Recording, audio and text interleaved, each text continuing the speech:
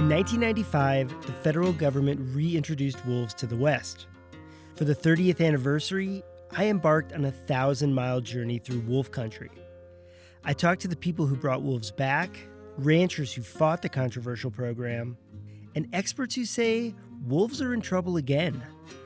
I'm Heath Drusen, and I hope you'll listen to Howl from Boise State Public Radio and the Idaho Capital Sun. Find it everywhere you get podcasts.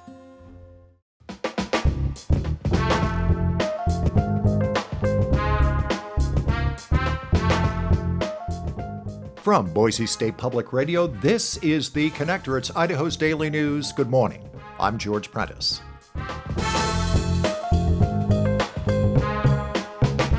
We've got a good many stories to share with you on this day. Here we go.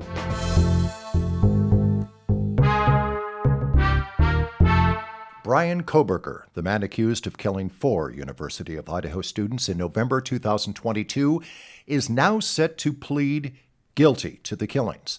The news coming late Monday when it was learned that a letter sent to victims' families indicated that Koberger had agreed to plead guilty to spare him from the death penalty.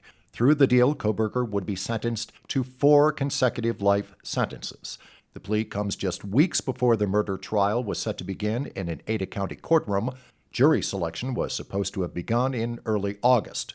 A court hearing concerning the plea deal is now set for tomorrow, July 2nd.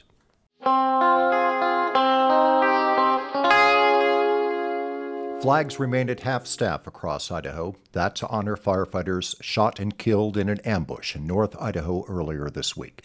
2 firefighters were shot and killed, a third seriously injured, and the alleged gunman was found dead. He was identified Monday as 20-year-old Wes Rowley. Kootenai County Sheriff Bob Norris said the suspect apparently took his own life at the scene.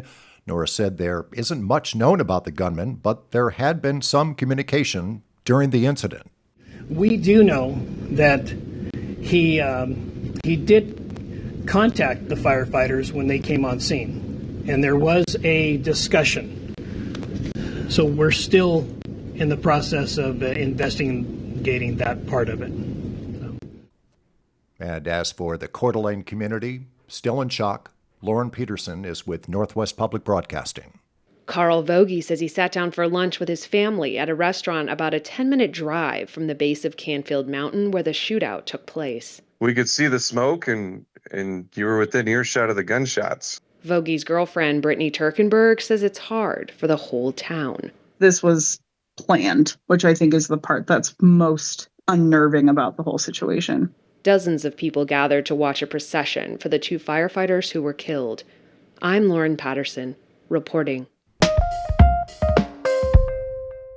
A rash of new laws go into effect today as Idaho begins a new fiscal year.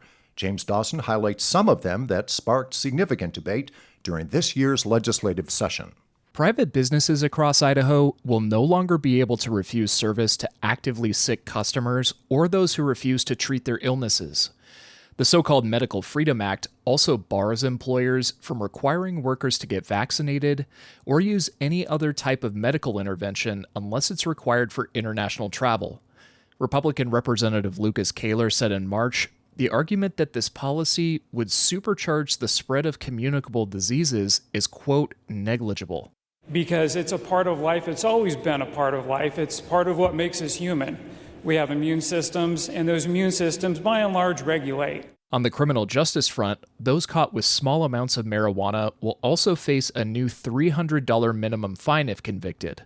And when public schools reconvene this fall, they will no longer be able to display flags that represent, quote, political, religious, or ideological views. James Dawson, Boise State Public Radio News.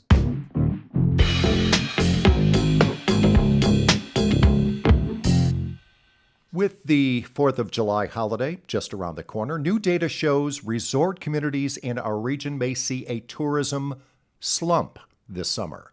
The Mountain West News Bureau's Rachel Cohen tells us more.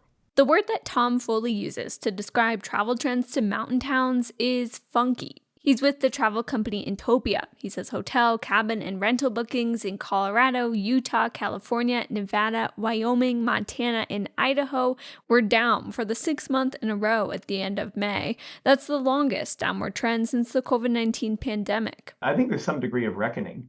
We have for a long time had some amount of immunity from greater economic impacts. The mountain traveler tends to be more affluent, more insulated from the broader economy. But he says this year, these travelers are being influenced by economic uncertainty. They're looking for cheaper options and discounts or staying fewer nights. Foley says the rate of booking declines has been small but adds up. It could mean lost revenue for lodging businesses, but also drops in local tax dollars and Main Street spending.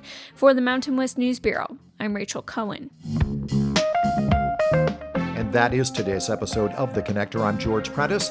To stay in touch with the news, check out BoiseStatePublicRadio.org or download the free Boise State Public Radio app. And thanks for listening.